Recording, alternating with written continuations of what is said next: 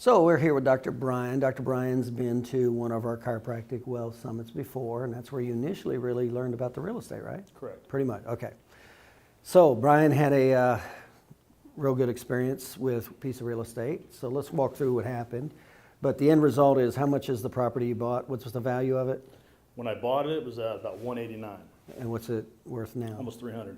300, okay. And what was the difference between 180 and 300? What made the difference? The market's changed a bit. Okay. You know, since actually with COVID, people are Okay. leaving. I was just talking about that. Well, let's leave Yeah. out. Let's leave Yeah. out. Let's leave that out, and let's just say 180 then. Okay. So $180,000, and it's what, a 3.2? 3.2. Okay, 3.2 home, and you. How much did you put down? It ended up being a little bit more than I wanted it. I mean, it wasn't Okay. awful, but I gave her $5,000. $5,000. So That this. was it. So this was a property that was in foreclosure, right?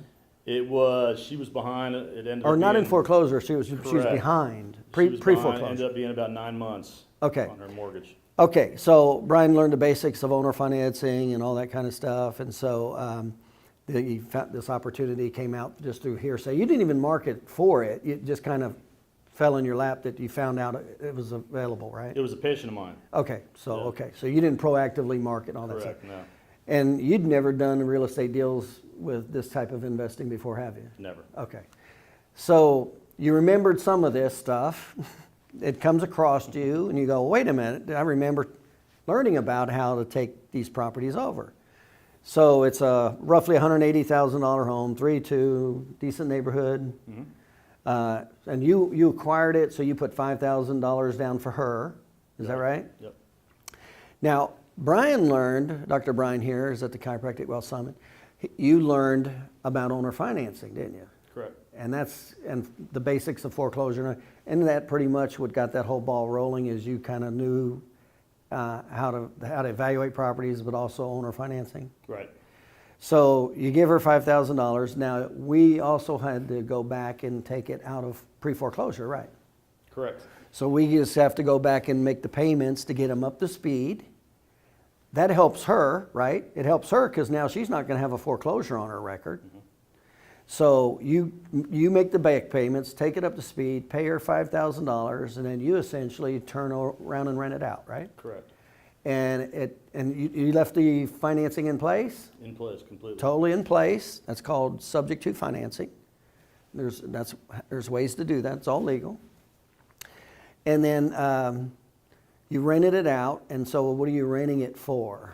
$2,250. And what's the cash flow on it after expenses? Almost $800. $800 a month cash flow. So 800, so that's about roughly $10,000 a year. Passive income. Okay, so let's walk through the categories. Leverage, huge leverage.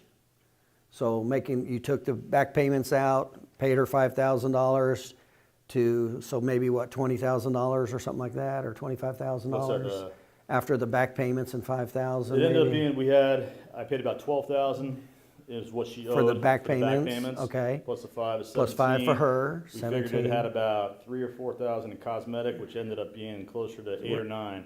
Oh, so that was a little more. It was a little bit more than we expected because we had to do the floors and. So all this that was stuff. a little bit more than normal, so to speak. But still, okay, so $25,000, still not too big of a deal. Yeah. You got owner financing. Mm-hmm. You got $180,000 in net assets.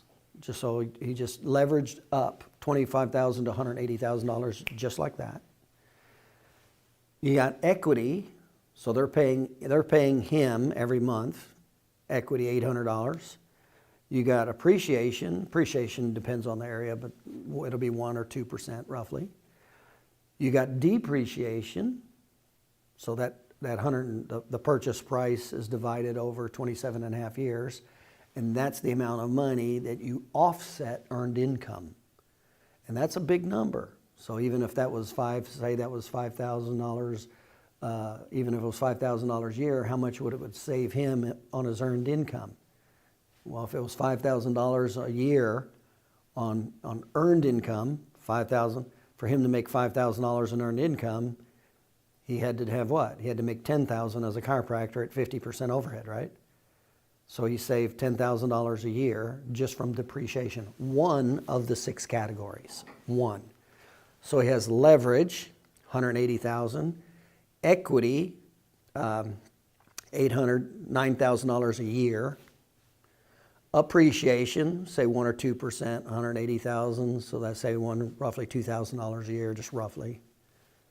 See how all this starts adding up? Depreciation, another $10,000. Cash flow, and it's all capital gains when it comes in. It's all capital gains, not earned income. And if he would have done all of this through a self-directed IRA, all of it would be 100% tax-free. If it was done that way. And you learned how to do all that through the Chiropractic Wealth Summit, teaching the real estate, didn't you? Right.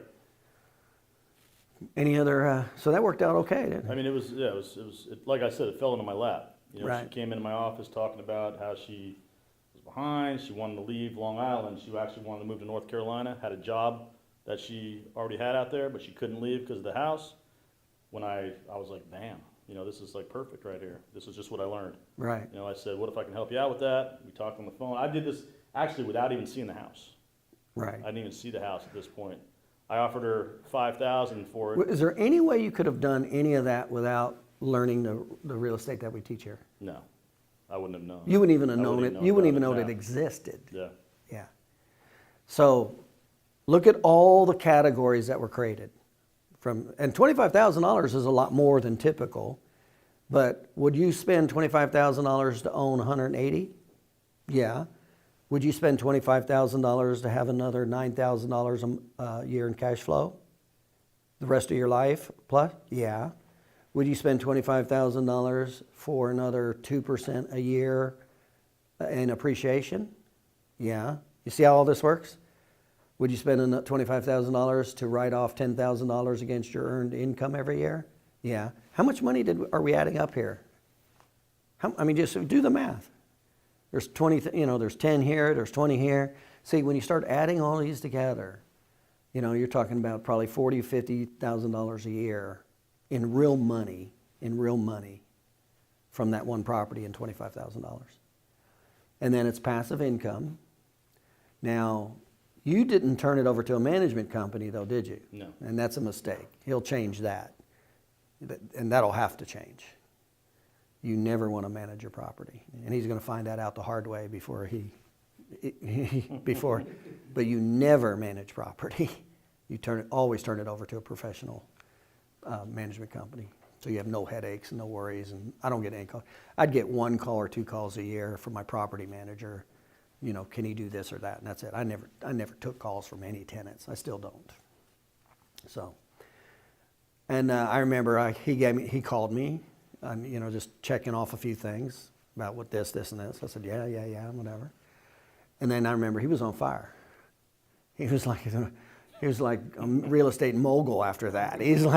Then he's calling me to do this and do this and do this. And so how much more of a difference does it make having a piece of real estate with passive income versus having to go into your office and see, 10, 20, or 50 patient visits?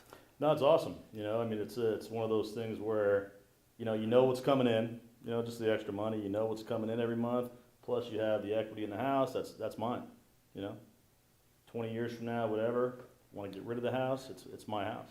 And then it takes just a little bit of math. What if you got 5 of those? Oh, yeah. Now you got $60,000, $70,000 a year passive income, easily meeting all your expenses. And what if you had 10 of them? Now you make $100,000 a year from only 10. That's why I say you just do 2 properties a year over 5 years. That's how fast you'll make a 6-figure income, $1 million net worth, and chiropractic gets to be relatively insignificant. And this was from the time we talked about it on the phone, from the first day till the day we were done, 5 days. 5 days, yeah. 5 Good. days. But he had enough knowledge to be able to make the decisions and to make it happen, though. All right, thanks. Yep.